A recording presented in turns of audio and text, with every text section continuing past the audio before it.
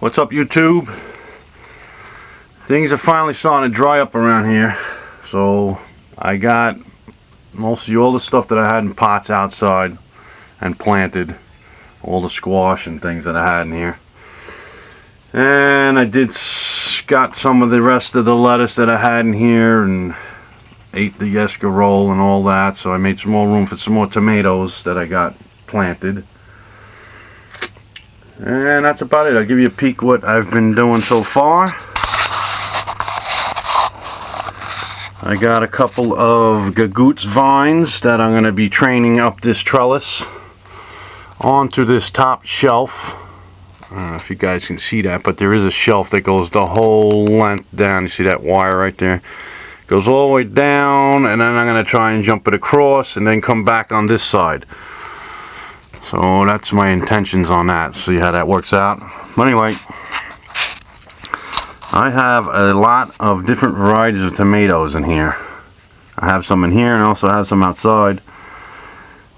I got a bunch of them for free. That boss's daughter was starting a lot of different varieties from seeds, so she gave me a couple trays of different kinds. I'm going to try them out and taste them and see which ones are good. And I got this right here. This is called Chapin Pink. That's an heirloom. That's one that I started from Baker Creek. And next to that I got some husk cherries that I've never grown before. I'm trying those.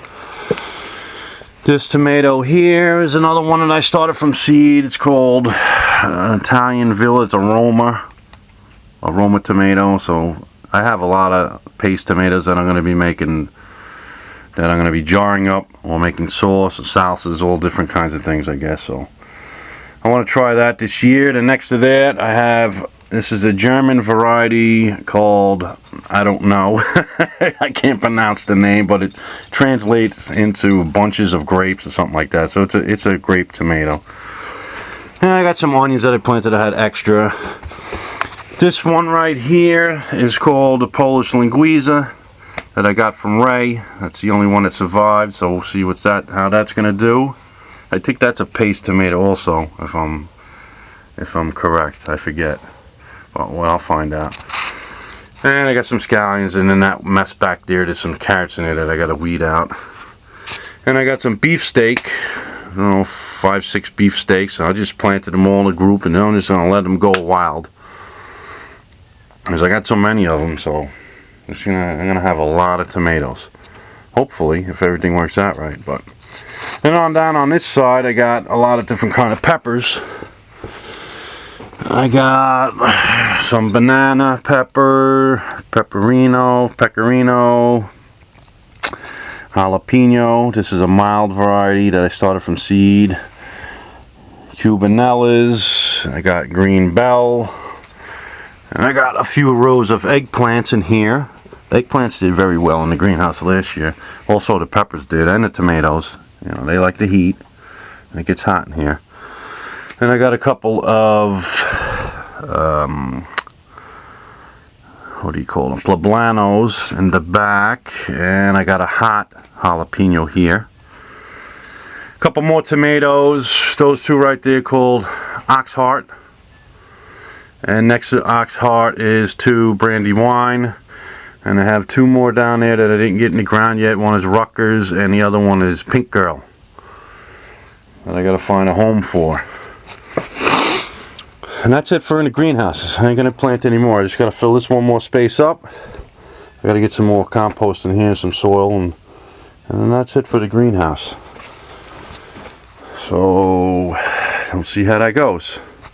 Then outside, the stuff that I had in the greenhouse, I finally got it outside. And this is all my different squashes and melons that I have in here.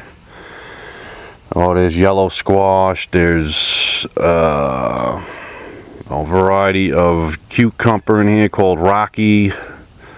Supposed to be small, seedless, for making pickles. And I got a couple of melons. One melon is called Far North. It's supposed to be cold tolerant. And these guys up here were called Sweet Greek Red, some kind of a squash. That's an heirloom that I got from Baker Creek. I got a pumpkin, a short, it's not your typical pumpkin, it's one of those fancy ones, a short, and it's ribbed. It's like pale yellow, I guess, or light orange. And we got some butternut squash, Kelboa squash, and I got a couple of sugar baby pumpkins down the end. So, I mean, this thing will just be vines running all over the place. Let them go. Let them go up the fence. Let them run everywhere. That's alright. And down and over here, I showed you guys what I got in here. I got a whole row, 2 rows of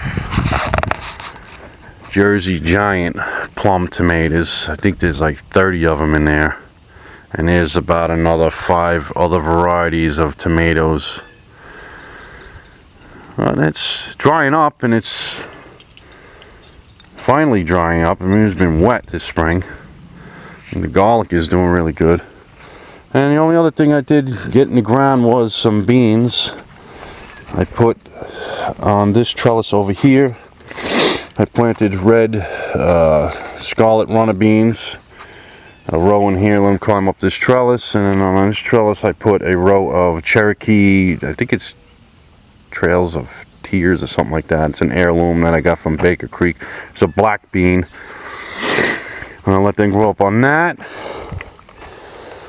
And what else did I plant? Oh, I put some cucumbers along the fence over there. Let's see if they climb up on the fence. And that's about it. Oh, and I put in here, in this row right here where the dog is, there's a row of Vermont cranberry dried beans, which I got to get some more of those in the ground. It's only one row. I got to do some more. I still got to get lima beans in the ground. I still have to get my corn in the ground. Sunflowers, string beans I didn't get in the ground yet. It's just been so wet, I'm behind on everything, so that's what I'm trying to do today. Yesterday I got a lot done. Today I'm going to do some more. And hopefully next weekend, if I got to do a little more, that'll be about it for planting. So, that's it. Well, right now I'm working on a patch over there to get the corn and stuff in the ground. That's what I'm doing right now. Alright, I gotta get back to that and get some more things done.